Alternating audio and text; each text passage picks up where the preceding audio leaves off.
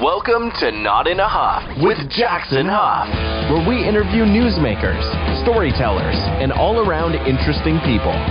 Sit back, relax, unless you're driving, and enjoy the show. Here's Jackson. Hello. I am Jackson Huff. Thanks for being here this week. Appreciate it, as always. This is a different kind of episode. I think that you're going to really enjoy it. Definitely if you're someone who likes learning about things, and learning about things that you thought you already knew a lot about. This week I'm speaking with Larry Jorgensen, who wrote a few books about Coca-Cola.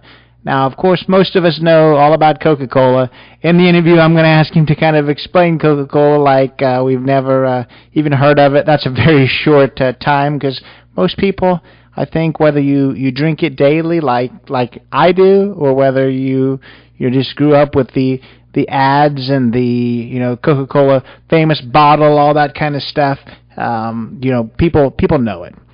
But he's going to go into a little bit more depth and just why Coca-Cola is the most popular, well-known brand in the entire world. What goes into that? Just the marketing genius they've had, the beginning and how bottling actually started with a $1 buy to bottle all of Coca-Cola in the whole country. And that's crazy. We'll talk about that. We'll talk about why there's Coca-Cola bottling factories all over the country and owned by individuals rather than one big corporation.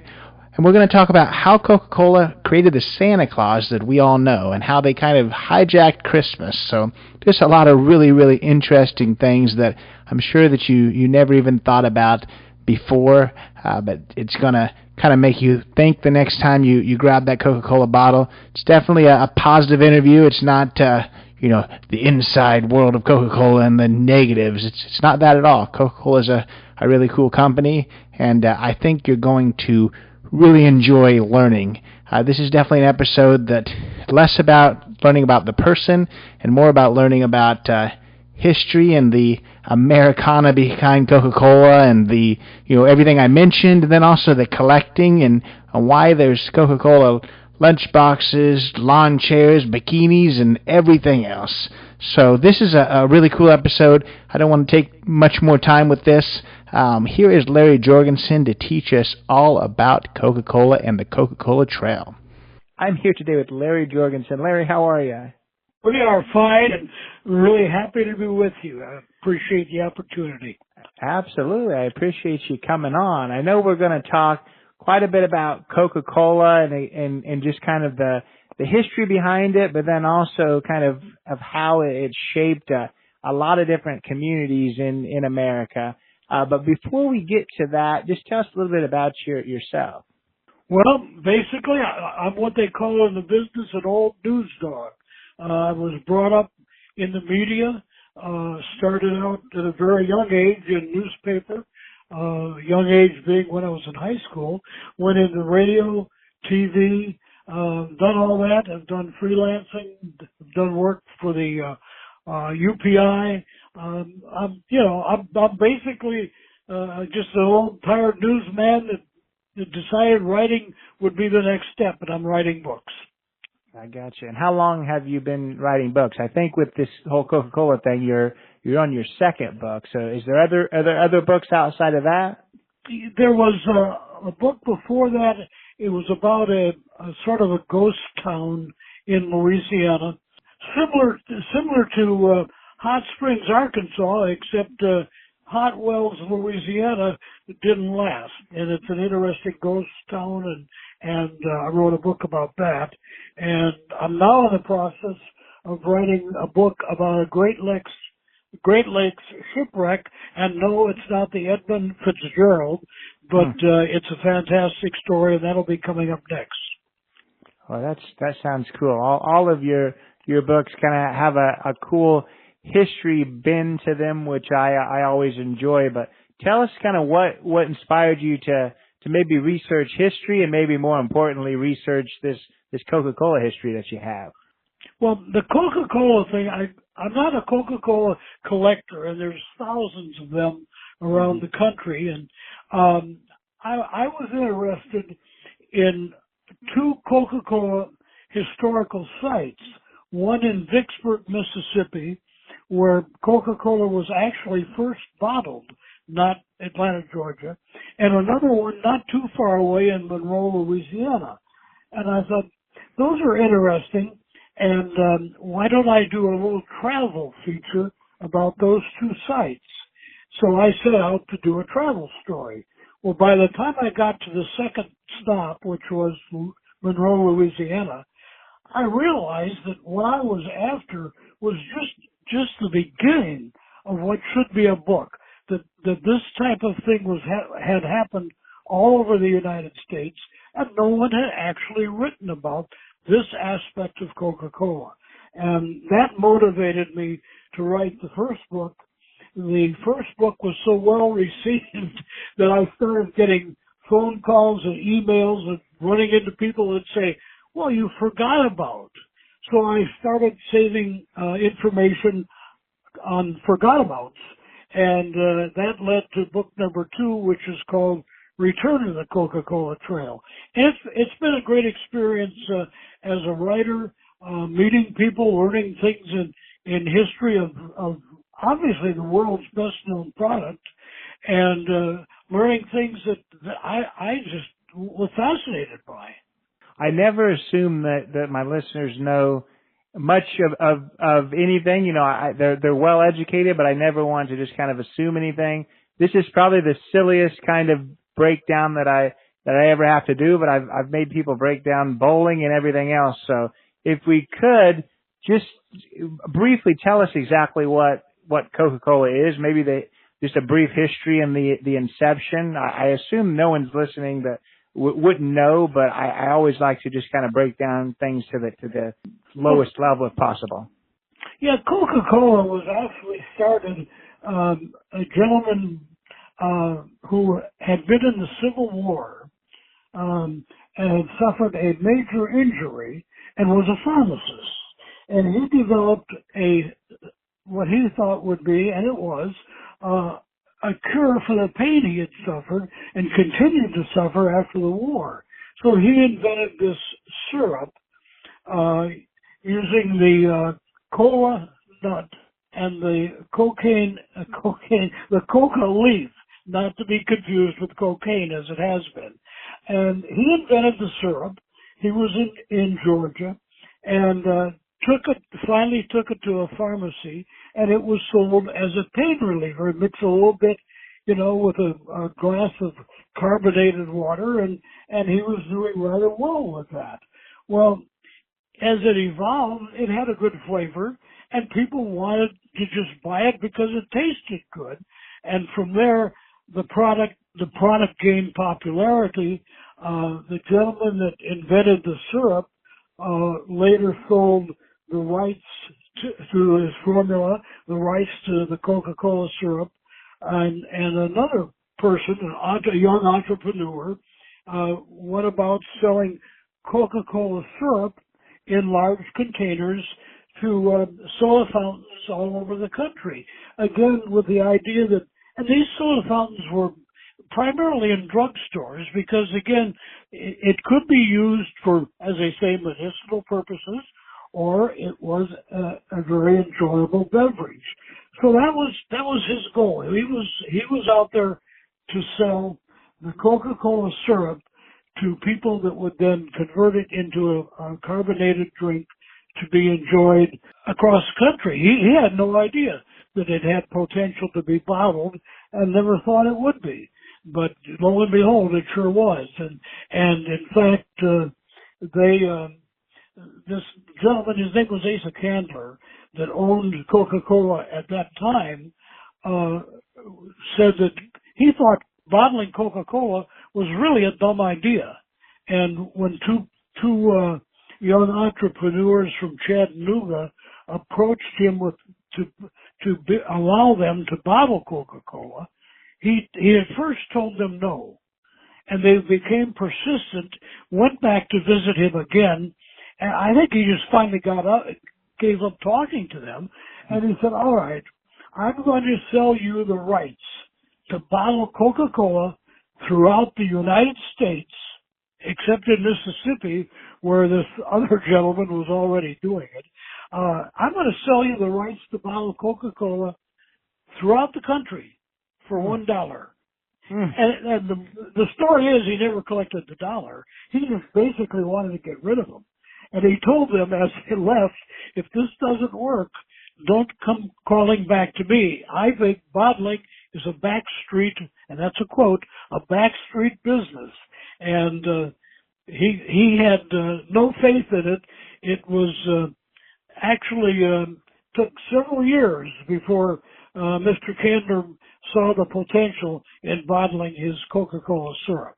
I can't imagine that. I feel like I don't know how quickly it took off after that, but I assume that he probably kicked himself for a long time about not seeing that potential.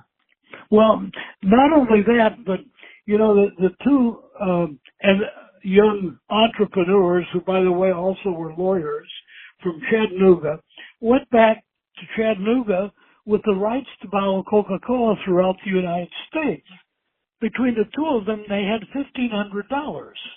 And all of a sudden they realized, you know the story about a dog chasing a car. What do you do when you catch it? Well, they had caught it, and they didn't know what to do with it. They certainly couldn't bottle Coca-Cola throughout the United States for $1,500. And there is how it all took off. They said, wait a minute, we've got the rights. Let's start selling territories. And they divided up the country into little pieces. And if you wanted to bottle Coca-Cola in Paducah, Kentucky, they would sell you a 50-mile radius around Paducah. Now, they would collect a fee for that. They'd sell you the rights. When you bottled Coca-Cola in your own little bottling business, you were required to use the Coca-Cola syrup. So all Coca-Colas were the same. The interesting thing, when you would use the Coca-Cola syrup, you would buy it. The two that had sold you the territory would get a commission on every gallon of Coca-Cola syrup you bought. So they sold you the territory, but they continued to make money on your work as you bought the syrup. Well, it was that turning the product into basically a franchise that really made it possible for Coca-Cola to grow as fast as it did. It just, everybody wanted to get in on the action, and they were buying the territories, setting up these little bottling plants that were, basically hand-operated, foot-powered bottling machines, and then going out, they'd bottle one day and go out and try to sell it the next day, and that's how it all took off. It took a long time for Coca-Cola to realize that they should have kept the bottling rights too, and eventually they did buy back a lot of Coca-Cola territories, but it cost them a lot more than $1. Yeah, I'm sure. I think that's kind of a genius model, really, because it made people all over the country be literally invested in the success of Coca-Cola bottling. So that was a huge thing for sure. One thing that you mentioned earlier that I want to kind of touch on, because you even said it, I don't know whether it's a myth or not, but was there cocaine in the early, Coca-Cola? Because a lot of people I still hear that sometimes. Yeah, I get the question every time I do an interview. The Coca-Cola, as I said, the formula was a combination of the cola nut and the coca leaf. Now, in processing the leaf, there was a slight trace of what could be considered a cocaine, not processed the way cocaine was, but there was enough of a carryover from the leaf that they were actually able to detect a trace of what could be considered cocaine in the early bottling of Coca-Cola. Well, it became such an issue that Asa Candler, who at that time still owned Coca-Cola, spent thousands and thousands of dollars, hired chemists and scientists and whatever. He told them, I want no trace of anything that comes anywhere close to cocaine in Coca-Cola.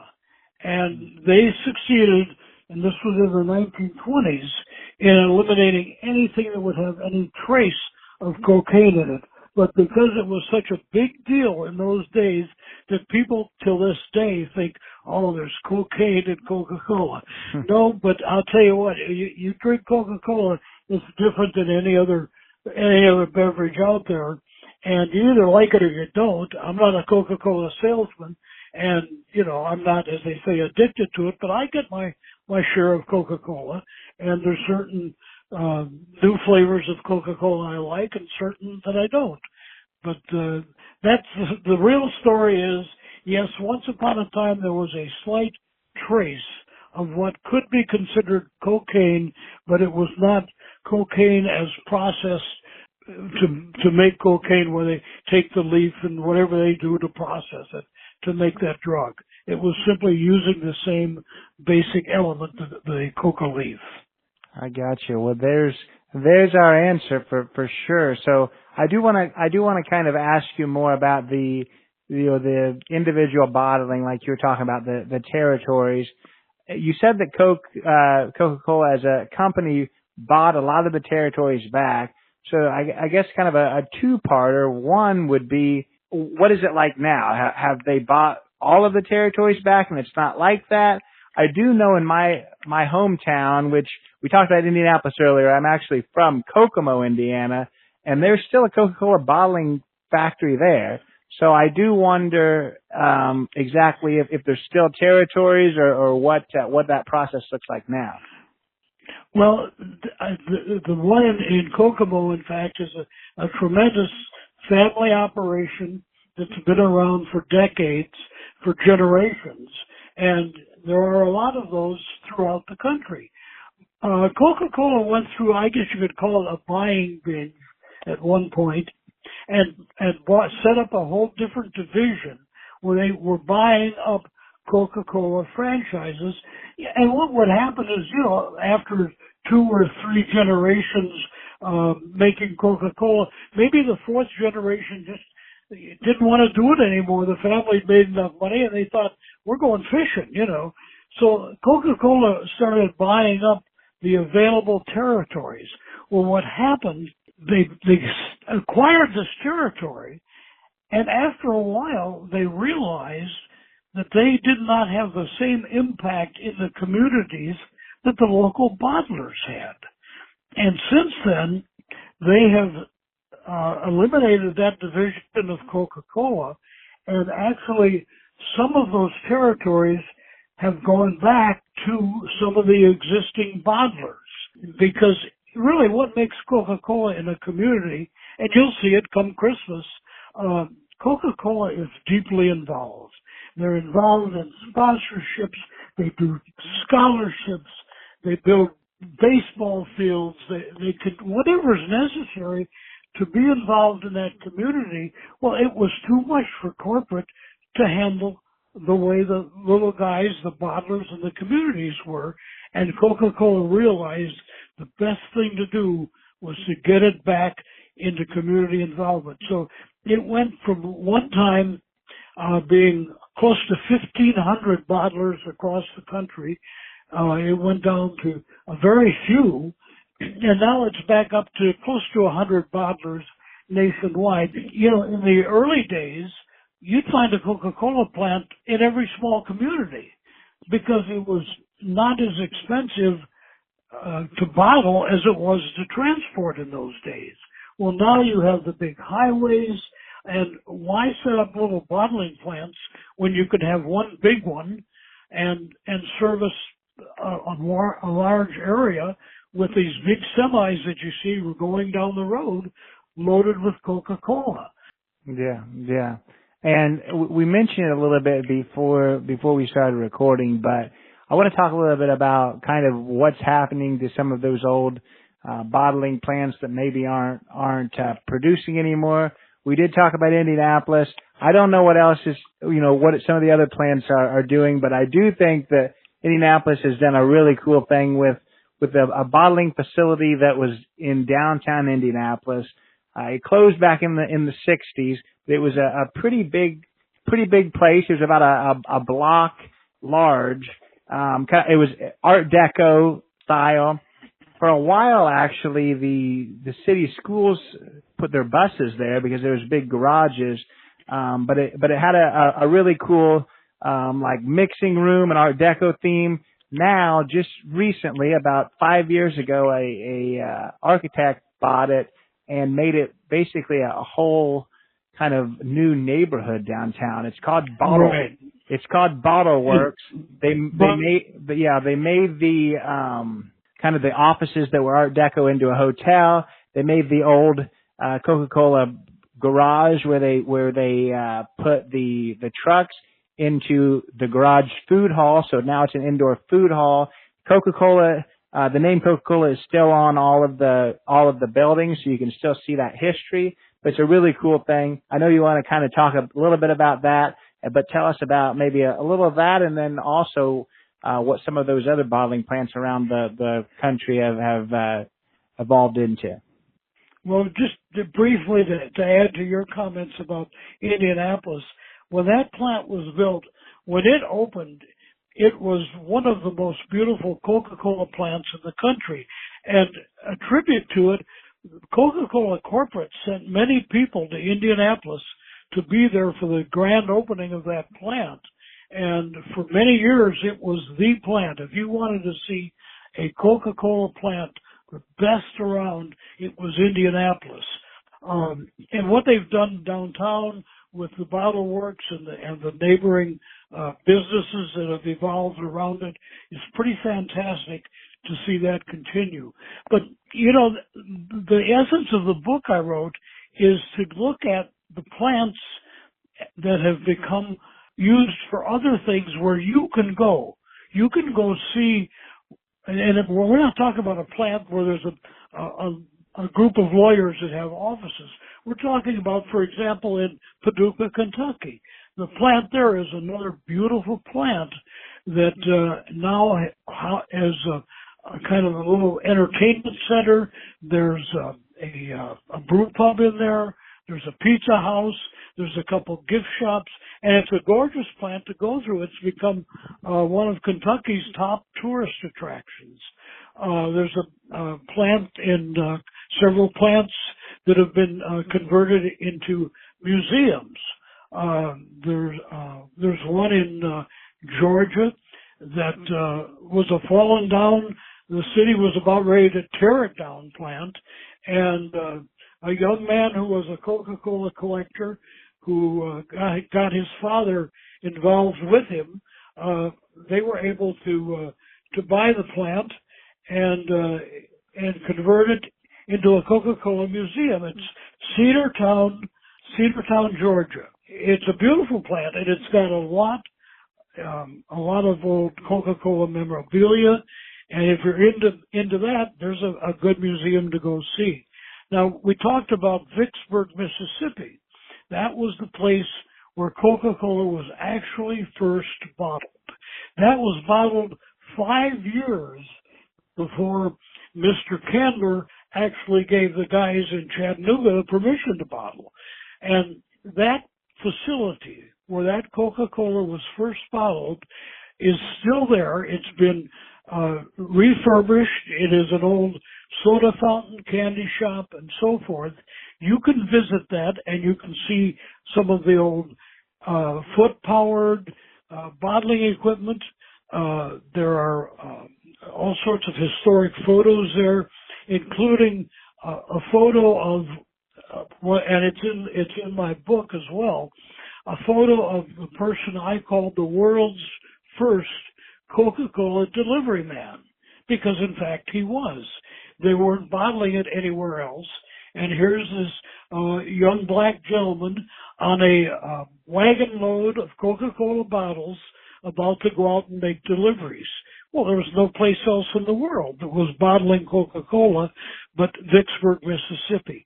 So you've got that. You've got Coca-Cola buildings that have become little boutique shopping malls. Just a variety of things that have brought them back to life. Yeah, no, I think that's really cool. I think that's a thing that we don't necessarily do enough is, I guess, as Americans. That's a whole other topic, but just kind of repurpose our history rather than just tear things down and build something new. So I always like to see that when things are repurposed, it just adds so much more character and charm to kind of those new businesses that you were talking about. But go ahead. I was going to say, there's a common Coca-Cola memory. When I talk to people, older people that have a Coca-Cola memory, the one thing that was almost universal in the Coca-Cola plants was the big window where you could stand and watch the Coca-Cola being bottled. And most of the time, if a youngster was standing there watching, chances are somebody on that bottling line would grab a couple bottles and take them outside and say, "Here, have one on us." It's a memory I run into all the time in doing the book of people who say, "Oh, I remember watching the Coca-Cola being bottled." It's just one of those Coca-Cola memories that they created when they designed those buildings.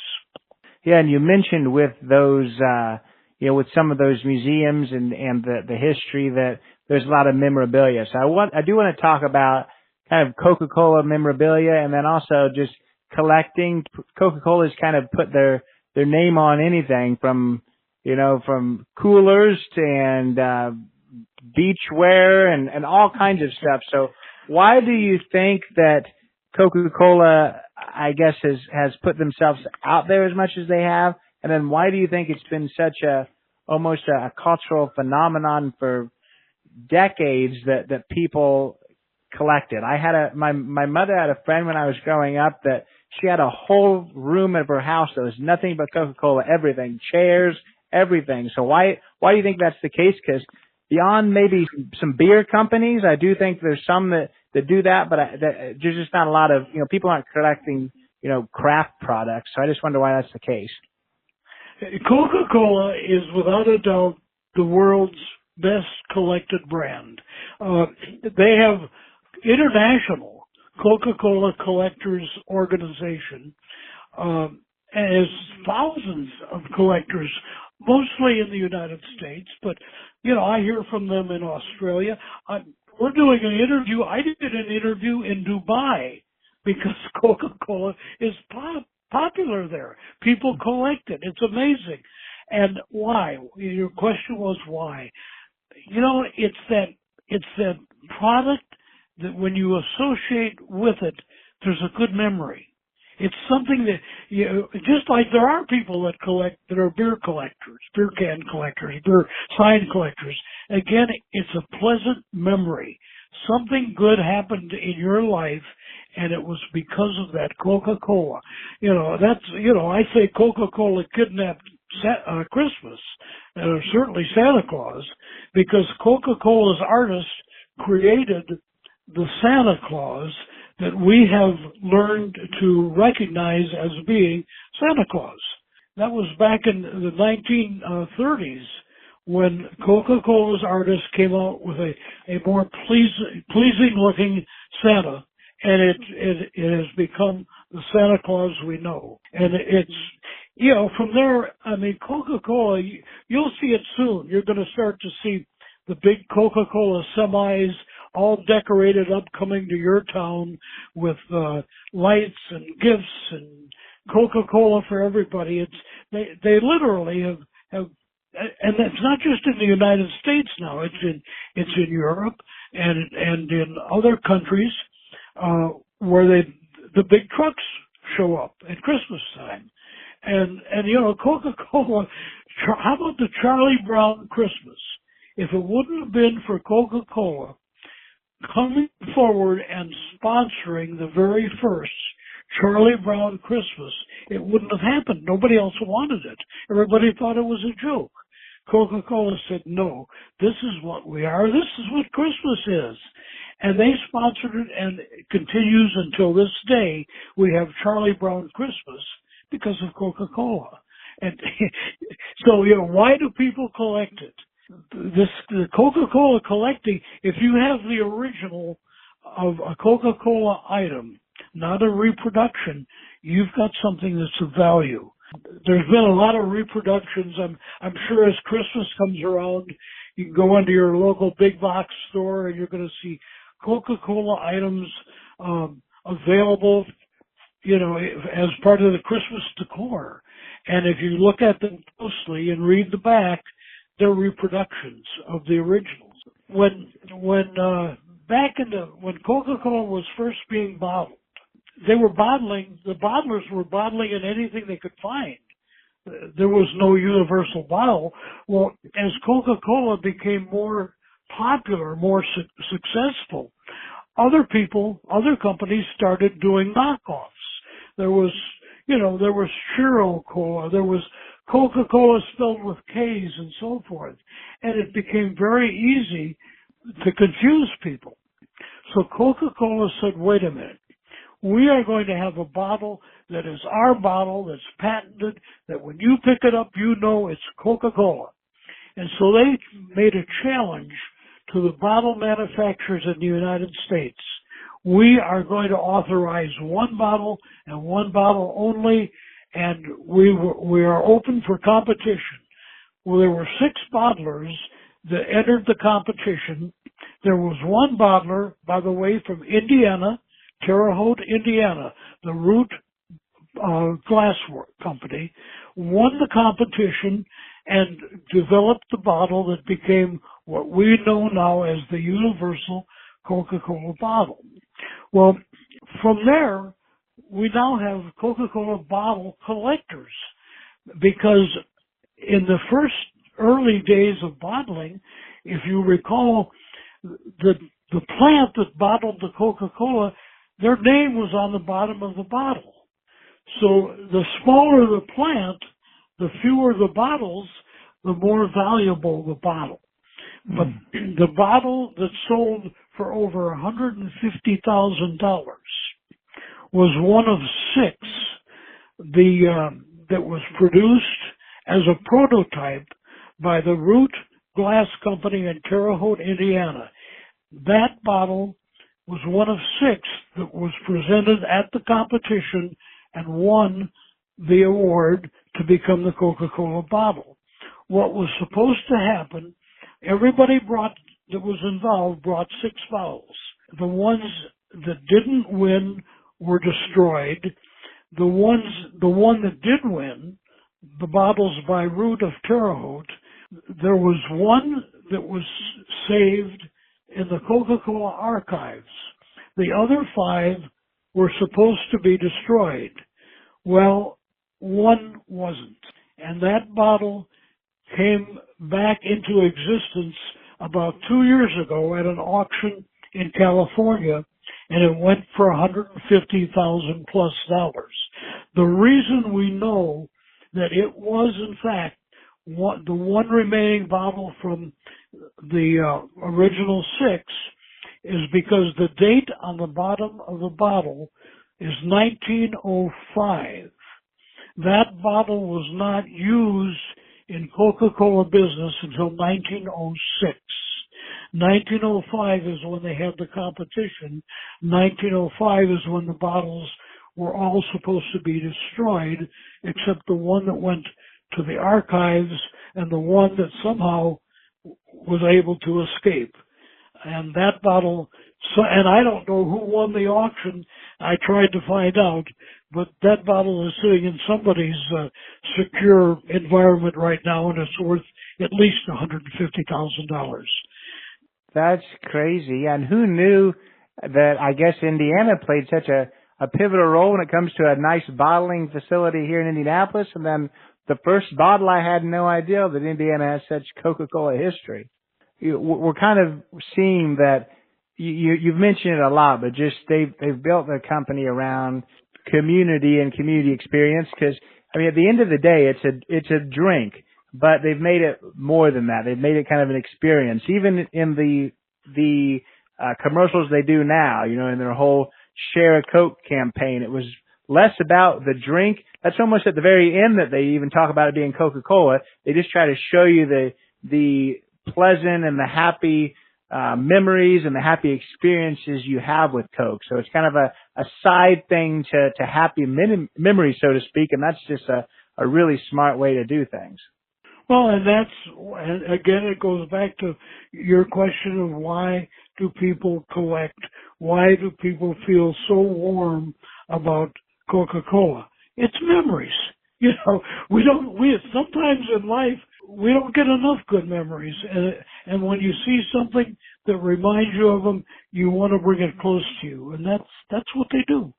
Absolutely. Yeah. And one last piece to kind of the whole Coca-Cola, I guess, history in the United States is, Coca-Cola murals throughout, the country in different areas. So talk a little bit about those murals and maybe, their importance to communities. Well, looking at the history of Coca-Cola murals and signs, no doubt Coca-Cola believed from the very start in outdoor sign advertising. Back in the very early years when Asa Candler was still involved with Coca-Cola, he once boasted, when he was on a trip in Hollywood, he once boasted, someday you will not be able to make a movie outside without there being a Coca-Cola sign in the background. Well, he came pretty close on that one. But since then, again, it's memories. I have talked with, have visited places throughout the United States where municipalities, organizations are raising money to have Coca-Cola signs restored. There was just one done in Albion, Michigan. Ultimately, it cost over $150,000 to restore the sign, and the reason it cost so much, it was on a building that was hanging over the Kalamazoo River. The building was in bad shape. They had to redo the building, and they went to a lot of effort to restore this particular sign. You say, why? You say, because it's part of our community. It's memories. It's history. We want to save it. And you see it's going on constantly. In fact, I had a person contact me last week where they're redoing a Coca-Cola sign, and they said, we read about how it was done in your book, and that's what we want to do here. And it's just amazing. People it's part of their community. They believe in it. Yeah, no, that's really, really cool. And you mentioned the books several times. I want to kind of just allow you to speak just a little bit more about those books. Tell us exactly, again, what they're called, where people can pick them up, and just a brief kind of synopsis of what exactly people are going to learn from those books. Well, the book, the first one is called The Coca-Cola Trail. The second one is simply Return to the Coca-Cola Trail. And they are, in fact, about people and places in the history of Coca-Cola. And it's really a combination of being a travel guide and history. We'll tell you where there is something that is Coca-Cola. When you get there, you can see it. You can touch, feel, you can go in, whatever. And we're going to tell you why it's there. We spent a lot of time. There's several hundred historic photos in the books. We spent a lot of time researching with family and with historical societies to get the photos. Even the covers on the book have got covers of old Coca-Cola plants and vehicles and things like that. So the purpose is really to get other people to know that there's a lot of that out there, and it's there to see. It's there to see, and it's free. You can go look.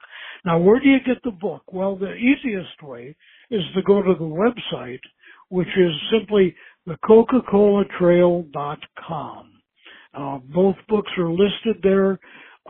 They're also available. It just amazes me where they show up. They're in country stores. They are in museums, gift shops. In fact, we talk about Indiana. There is a grocery store in Terre Haute, Basler's grocery store, who sells the books. There's a RV park there that has them. The new museum at Terre Haute has talked about having them in there, and we think they'll be there soon. But you'll find that almost any place, any little country store where there's a Coca-Cola memorabilia sign of some sort, or something Coca-Cola memorabilia, chances are that's where you're going to find the book. And we're just really pleased with the way people have accepted the book. If you travel Route 66, and a lot of people do for memories, there are numerous places along Highway Route 66 that are Coca-Cola or soda fountain or 50s. A lot of 50s soda fountains have the books. And it just fits in with the memory that those businesses are trying to relate in their business. But the easiest way, go to the website. We'll even sign one to you if you buy it on the website. Yeah, the Coca-ColaTrail.com. No, awesome. I guess obviously Coke is a huge company. Has there been any response or any reception from the actual company to the work that you're doing? Well, the bottlers, the individual bottlers, have supported what I'm doing because nobody's done it before. It's always been, and I've read a lot of the Coca-Cola corporate books, some of them the tell-all books and that type of thing. But I tried deliberately not to go to Coca-Cola archives or to work Coca-Cola corporate. Not that I don't like them, but I thought these stories have been told, and they're going to give me an answer based on corporate. I want to talk to the families that started bottling Coca-Cola back in the early 1900s. That's where I want my story to start. And it's not that, Coca-Cola has licensed my books. I'm approved by them. But I just tried not to get into that corporate mode. It would have been easy to just go to Coca-Cola corporate and say, well, open your files and I'll write some stories about these different bottlers that I find in the files. But that's not what I was after. I wasn't after corporate endorsed. I wanted to talk to the guy who, how many times did a bottle explode until he got it right in filling, and the guy who, I'll never forget the story about the thing. It was the guy that started the bottling in Paducah. He bottled his first case and he was so proud of it. He took it to the local grocery store, gentleman who he happened to know, and he said, this is a great product. I'm just going to leave it here. I'll be back in a couple of days and I'll pick up the money and bring you another case. Well, he went back in a couple of days and his case of Coca-Cola was being used as a tourist stop and nothing had been sold. So they had to be pretty creative to get people to try this new drink. What is this Coca-Cola? And it wasn't an easy sell until they got people to try it. And from there, it took off. But every bottler had a different story as to what they would do to make the product a success in their own market. And that was the fun part. And you learned some of them had their disagreements with Coca-Cola corporate, so you learned about that and you understood it's part of business. But they were all pulling together for the same end result. We want to sell Coca-Cola. And they did. Yeah, no, I think that's a huge thing, and I think I look forward to checking out the book more and seeing some of those stories. I think it kind of just goes back to what I said in the beginning. Coca-Cola is as successful as it is just because the model had so many different people across the country just invested in the success of it. So it's pretty easy to, I guess, find success when you've got so many other people that are rooting for you, and their pocketbooks benefit from it as well. So urge people to check out that book, and It's been an absolute pleasure speaking with you about this. I'm sure you've got a million other stories that you could tell, but I want people to check out that book and see some more of them. So I really appreciate your time today.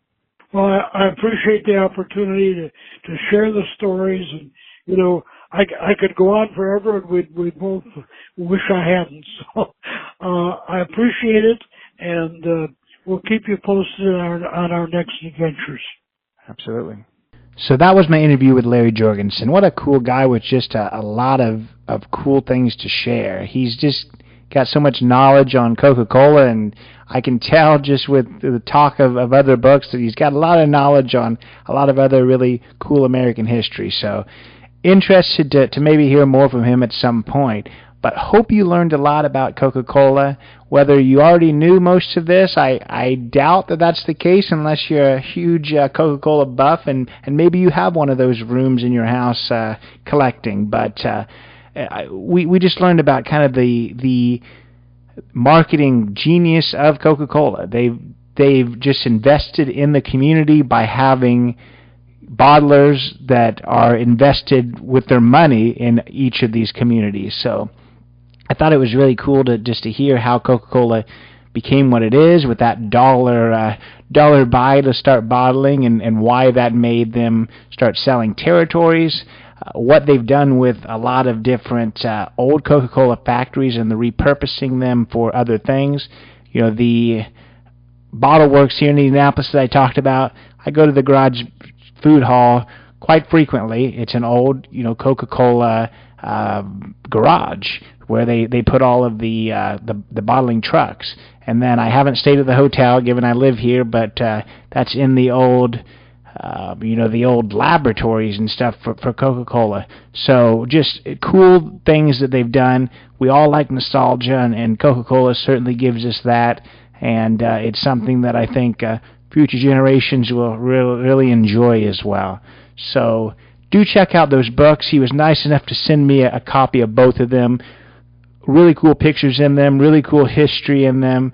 It's laid out with each individual city and talking about the different history there. So I think you'll enjoy that. I think most listeners here in the United States will find a facility relatively close to them. But I do think it's a cool book, and I know that those that like those history type of things will enjoy it. Check out those books. Of course, check us out. If you're not already following us on Instagram, what are you doing? No, I'm just kidding. But do follow us on Instagram, Not Enough Podcast, JacksonF.com, Not Enough with Jackson F on Facebook. Go like us, go comment, go subscribe, all of that on Apple Podcasts. We always appreciate that. But until next time, take it away, Chris. This has been Not in a Huff with Jackson Huff. Thank you for listening. Be sure to join us next time, where we will interview another amazing guest who is sure to make you laugh or make you think. Or, hey, maybe even both. But until then, keep being awesome.